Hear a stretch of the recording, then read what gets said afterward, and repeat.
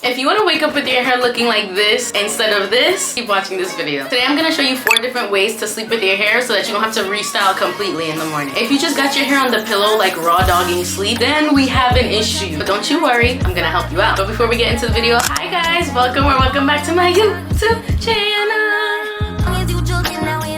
I ain't got it. I've been scheming, doing, hide your body. As long as you dreaming about me, ain't no problem. We're back with another video. When starting your natural hair journey, a common issue with all of the natural girls is how do I sleep with my hair? Now that being said, there's no right or wrong way to sleep with your hair. There's just different ways for different reasons. The only way that I would consider a wrong way is if you sleep with nothing at all. If you're just raw dogging your sleep, come on. The first way to sleep with your hair, and this is something almost everyone knows, is a bonnet. Here's the thing about bonnets. I've probably ran through about 3 or 4 bonnets since I started my natural hair journey. And a common thing I noticed is I wake up and I look like a mushroom. Because why did I go to sleep looking like an Afro queen and I woke up like Harriet Tubman? She's an Afro queen too, but you know what I'm saying. This is a bonnet I have and I still keep to this day in case I do like cornrows or something or a protective style. But this bonnet is simply like too small. Like as you can see, I like for my hair to have a lot of volume and shape, and this is destroying the shape. On top of that, it's not even that stretchy. Like, what are we doing here? Additionally, the outside is like shiny and smooth. Why is the outside shinier than